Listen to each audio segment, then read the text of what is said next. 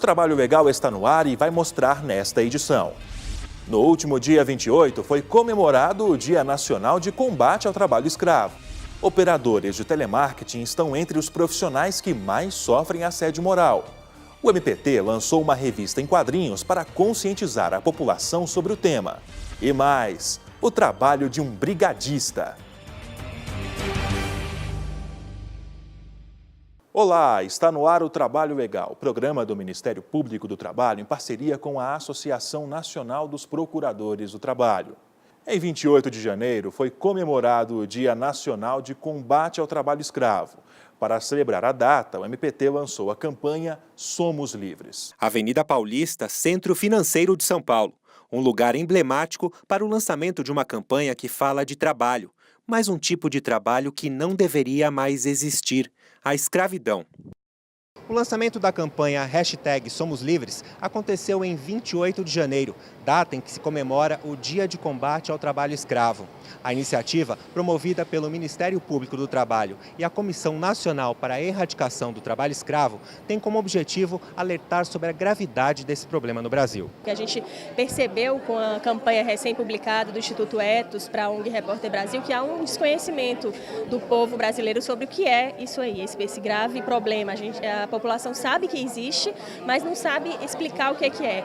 Ao mesmo tempo, não tem ideia do que acontece nos grotões do Brasil, nas oficinas de costura, das grandes grifes e por outro lado, trata como trabalho escravo irregularidades trabalhistas de menor porte. Então é muito importante esse esclarecimento. Diversas autoridades de órgãos que atuam para a erradicação do trabalho escravo no país participaram do evento. É muito importante que a sociedade compreenda o que é trabalho escravo e que a definição que hoje está consagrada na lei tem permitido a atuação firme tanto do Ministério Público quanto do Poder Judiciário na repressão a esse fenômeno.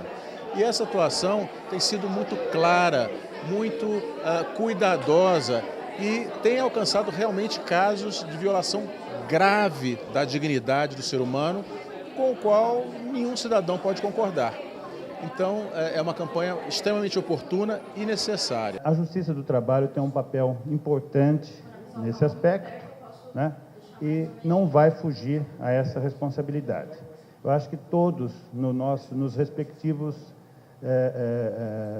âmbitos de atuação, temos que dar o máximo de nós para que possamos, no médio e longo prazo, no mínimo, reduzir essa chaga social. A Organização Internacional do Trabalho tem estimativas globais sobre o trabalho escravo no mundo. Os números impressionam. O mais recente que a gente tem de número de vítimas são 21 milhões, tá, no mundo todo, anualmente. E os lucros que geram com o trabalho escravo, com a exploração das pessoas, é de 150 bilhões de dólares, né? Que eleva ao terceiro crime mais rentável do mundo, segundo a UNODC. Então, são dados preocupantes. A gente percebe um aumento do trabalho escravo no mundo, do trabalho forçado, né? E um aumento também desse lucro. A gente tem que ficar alerta e todos temos que cumprir o nosso papel para erradicá-lo. Quando se fala em trabalho escravo, o projeto de lei do Senado 432 de 2013 é o assunto mais discutido. A medida prevê alterações no artigo 149 do Código Penal, que atualmente considera crime as hipóteses de trabalho forçado, servidão por dívida, jornada exaustiva e condições degradantes. Acontece que o PLS 432 considera somente o trabalho forçado e servidão por dívida, retirando os dois principais elementos que permitem a caracterização de trabalho análogo ao de escravo. O lançamento da campanha já é visando uma pressão em cima dos parlamentares para que essa alteração do conceito de trabalho escravo não aconteça, porque obviamente hoje no mundo moderno o que caracteriza mesmo o trabalho escravo é a condição degradante. Seria um retrocesso muito grande se o conceito retirasse essas duas caracterizações. Praticamente acabaria com a conceituação de trabalho escravo e de uma forma totalmente reprovável, porque seria literalmente esconder o sol com a peneira. Kailash Satyarthi, Prêmio Nobel da Paz em 2014, foi o convidado especial do evento.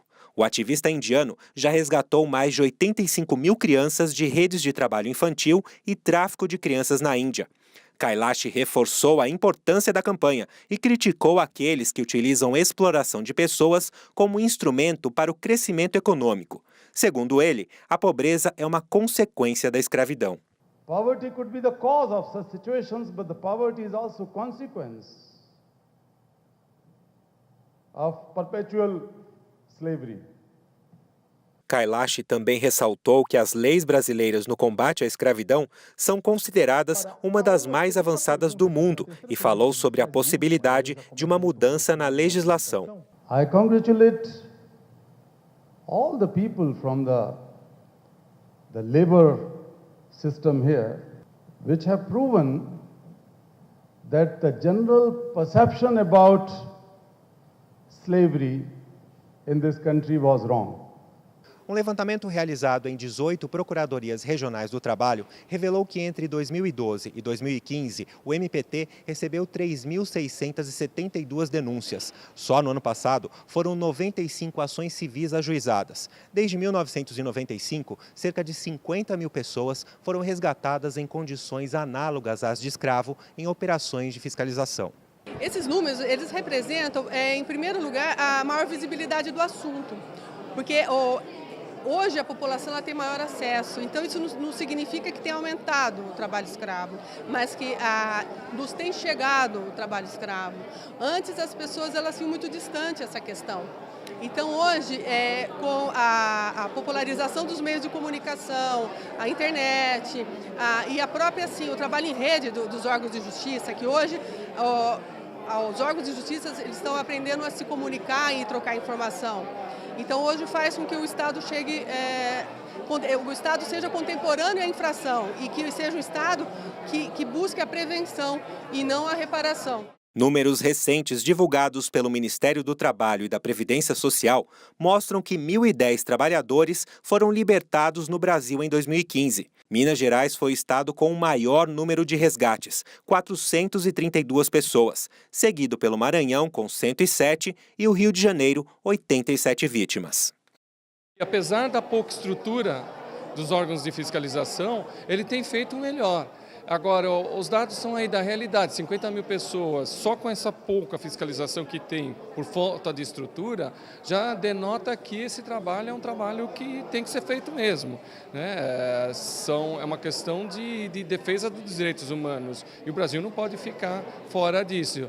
Sempre foi considerado um país vanguardista no combate do trabalho moderno, né, da escravidão moderna. Os setores com maior ocorrência de trabalhadores em situação de escravidão são os da construção civil, agropecuária, extrativismo, confecção de roupas e comércio. Em plena Avenida Paulista, embaixo da marquise do prédio da Federação das Indústrias do Estado de São Paulo, uma vitrine com peças a preços convidativos foi instalada como parte da campanha do MPT.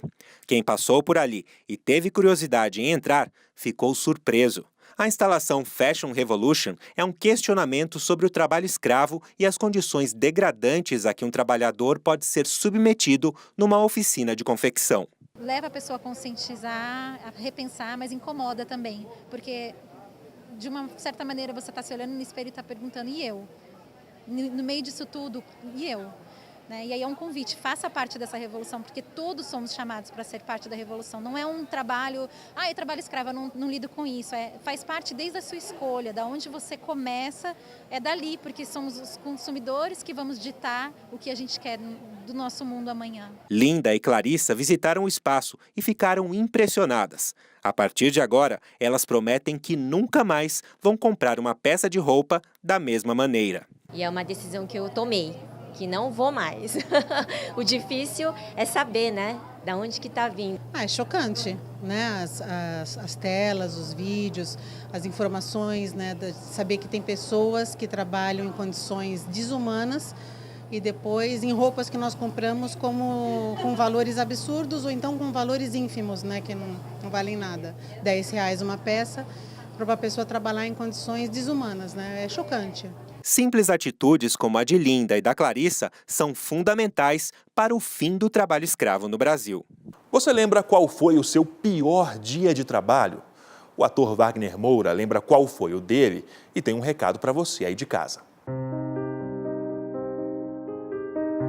Olá, eu sou Wagner Moura e eu já tive dias muito difíceis de trabalho. Dias em que nada deu muito certo, em que eu trabalhei demais, em que eu fiquei cansado, em que eu fiquei triste, em que eu fiquei frustrado, em que eu não concordei com o que estava acontecendo. Mas sempre, mesmo no meu pior dia de trabalho, eu sempre tive água limpa para beber, eu sempre tive um banheiro decente para usar, eu sempre tive comida, nunca ninguém me bateu, nunca ninguém me obrigou a ficar no meu trabalho sem que eu quisesse. Enfim, eu sempre fui livre. Mas essa, infelizmente, não é uma realidade para muitos brasileiros, para muitos trabalhadores brasileiros. A nossa definição de trabalho escravo no nosso Código Penal comporta 2 pilares muito importantes: trabalho em condição degradante e trabalho em jornada exaustiva. E uns parlamentares do Congresso Nacional querem tirar esses 2 pilares do nosso Código Penal, da nossa definição de trabalho escravo. Não vamos permitir que isso aconteça. Acesse somoslivres.org e diga sim à liberdade e aos direitos humanos. A seguir, operadores de telemarketing estão entre os profissionais que mais sofrem assédio moral.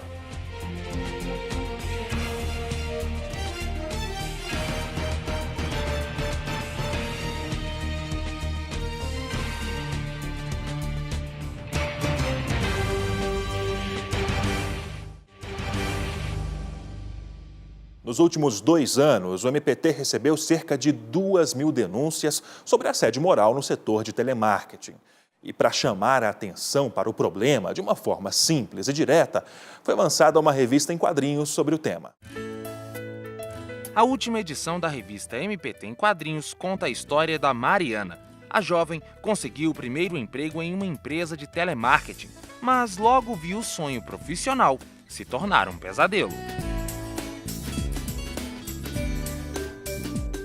Olhando assim, essa é apenas mais uma história de ficção, mas... Infelizmente, a primeira coisa a falar é que essa história não é ficção. Por mais que ela seja absurda, ela é uma história real. E é importante, né? Existe um projeto próprio na Procuradoria Regional da 17ª Região que consegue traduzir e colocar muito bem nos quadrinhos não só esse problema, mas vários outros problemas que afetam a realidade dos nossos trabalhadores. E como eu disse, por não ser ficção, por ser uma história real, né? Apesar dos personagens serem fictícios, demanda uma atuação enérgica, firme e necessária do Ministério Público do Trabalho, que será feita.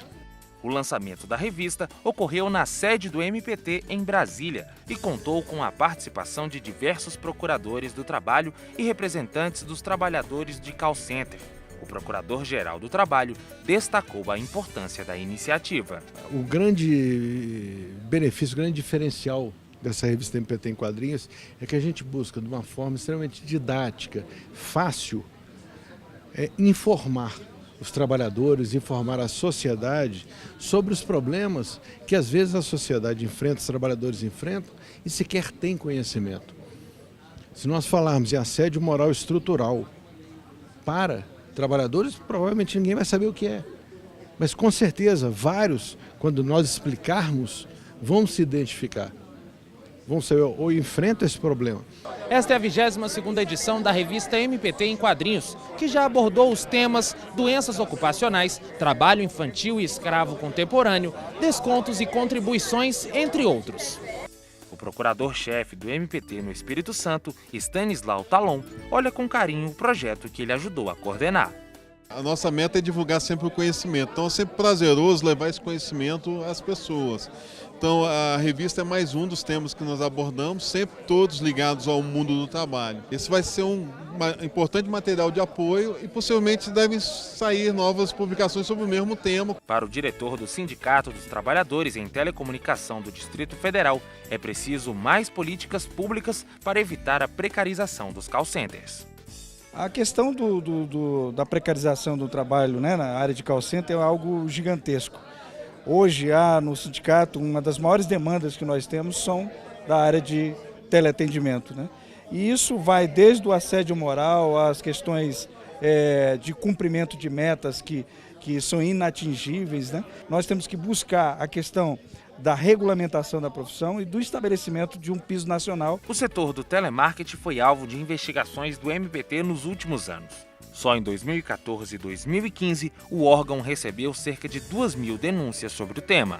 Um outro dado que também é muito preocupante é que o nível de idade, a idade média dos trabalhadores na área de call center é uma idade média muito baixa. Aqui no Distrito Federal é 23 anos.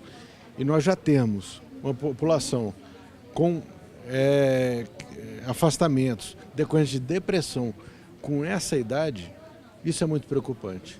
E por fim, o último dado que é importante é que dessas mais de 2.000 denúncias, praticamente todas se referem a assédio moral. Para intensificar a atuação do MPT no combate ao assédio moral no telemarketing, ocorrerá a atuação conjunta das Coordenadorias Nacionais de Defesa do Meio Ambiente e do Trabalho, promoção de igualdade e oportunidade da discriminação no trabalho e combate às fraudes nas relações de emprego. Nós criamos, dentre vários grupos de trabalho, nós criamos um grupo de trabalho para fazer um estudo, a definição, acerca do assédio moral nos telemarketing, ou seja, nas empresas que atendem nos call centers em relação à questão dos telemarketing, para verificar o tipo de assédio ou não em que esses trabalhadores estão submetidos, como exigências exorbitantes de metas, cumprimentos de ordens que são infundadas, o assédio moral e organizacional. A edição da revista MPT em quadrinhos tem distribuição gratuita e pode ser encontrada no site www.mptemquadrinhos.com.br. O Trabalho Legal abre agora espaço para tirar suas dúvidas. Você pergunta, o MPT responde. Gostaria de saber com qual idade uma pessoa poderia trabalhar. A partir dos 14 anos pode trabalhar como aprendiz. A partir dos 16 anos pode trabalhar como empregado, aprendiz, estagiário ou até autônomo. Entretanto, é proibido o trabalho de adolescentes, inclusive dos 16, 17 anos, portanto abaixo dos 18 anos, nas chamadas piores formas de trabalho infantil, que são as atividades insalubres, perigosas, atividades prejudiciais à educação, à formação moral, à saúde e à segurança. Trabalho infantil é crime?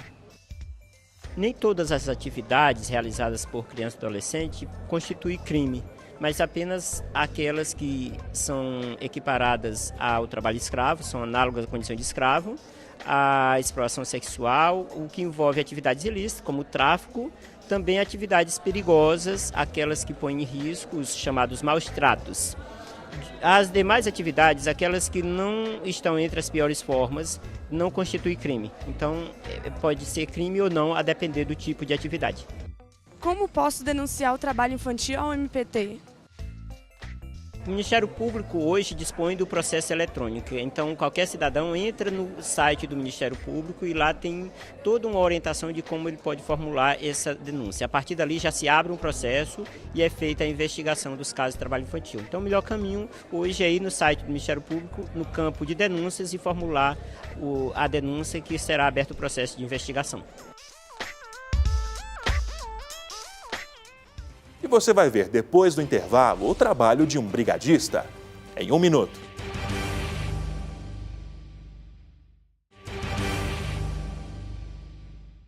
O quadro Meu Trabalho de hoje destaca o trabalho de um brigadista. Aliás, um não, 2, que já estão aqui ao meu lado. O Tiago e o Salvatore, que vão apresentar o universo, de um profissional que atua nessa área.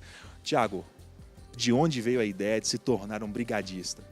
Sim, é uma vontade de ajudar, pois assim, eu já sou formado em enfermagem, gosto da área de estar atuando tanto na parte de primeiros socorros, tanto na parte de combate a incêndio, preventivo, de prevenção, pois também sou técnico de segurança do trabalho. Aí essa área, como eu gosto bastante, aí me adaptei e fiz o curso para estar nessa área. E você, Salvatore, atua na área já há quanto tempo?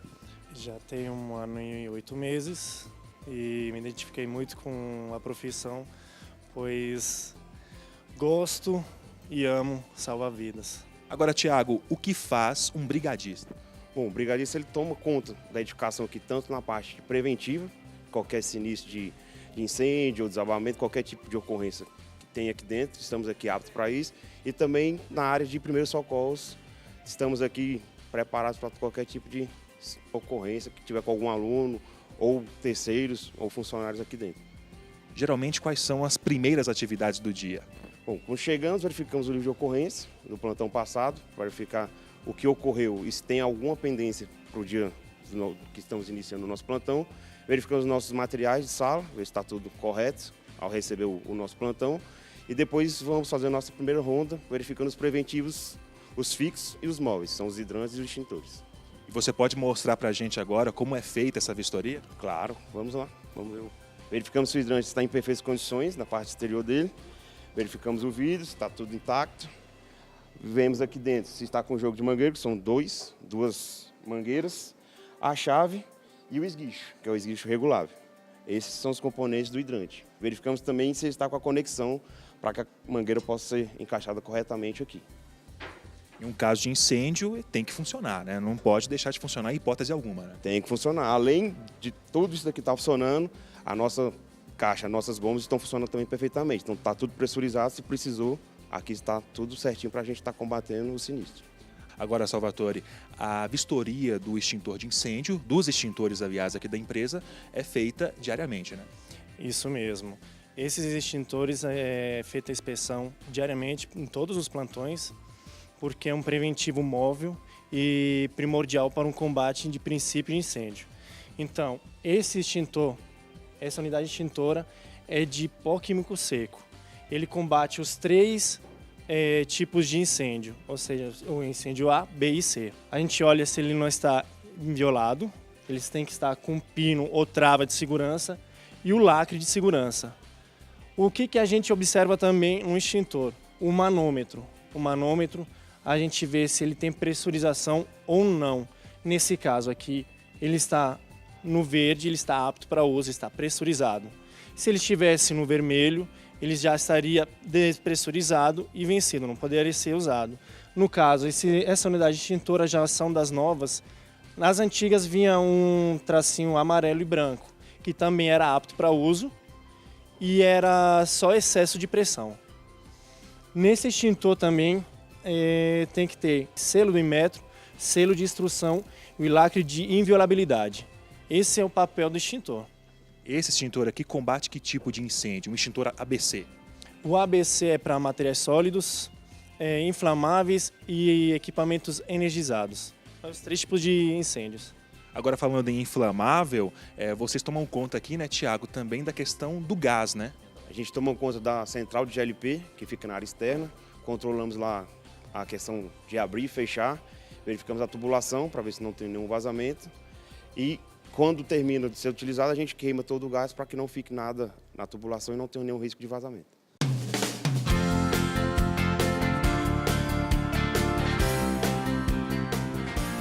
Vistoriar equipamentos de gás, tanto comerciais quanto doméstico, é muito importante, né, Tiago? Isso, é muito importante. Fazer a vistoria tanto dentro de casa, tanto dentro da empresa, é muito importante para que não ocorra nenhum tipo de sinistro, porque pode ocorrer um vazamento mesmo pequeno, mas dependendo do tempo que esse vazamento esteja ocorrendo ali, o problema pode ser grande.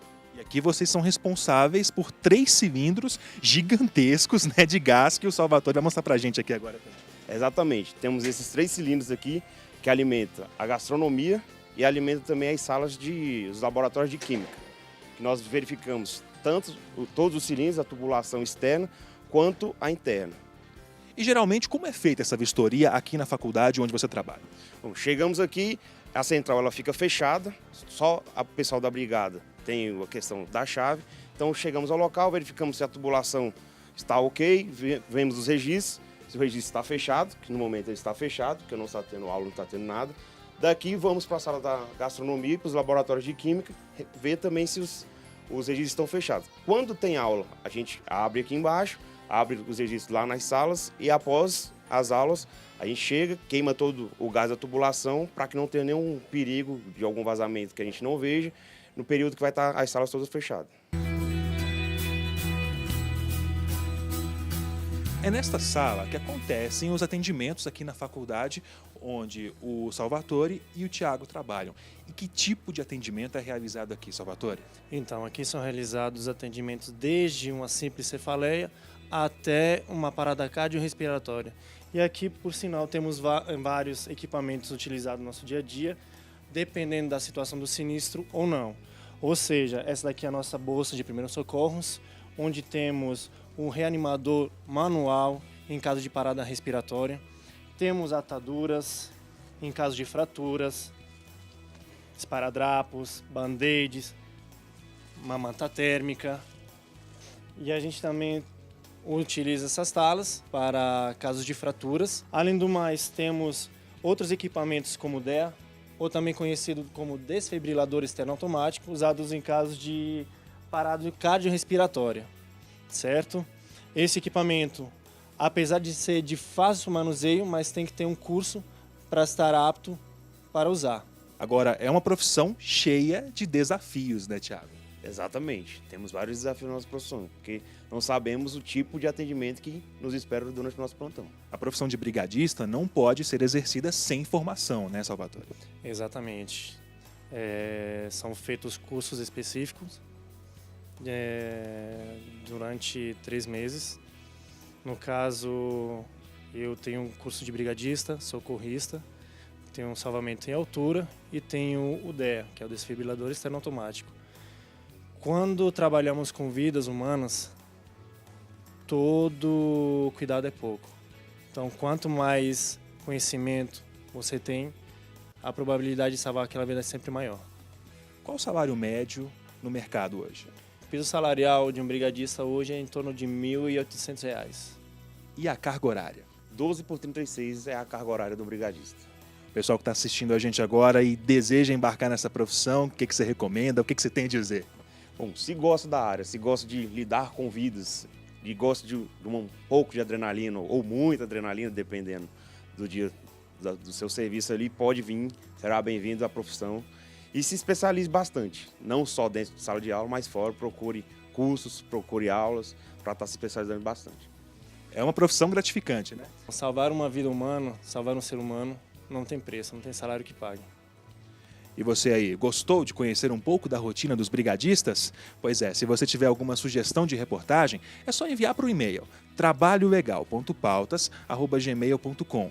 Mais informações sobre o Ministério Público do Trabalho estão disponíveis em www.mpt.mp.br e também no Facebook ou canal no YouTube. Esta edição do Trabalho Legal fica por aqui. Até a próxima!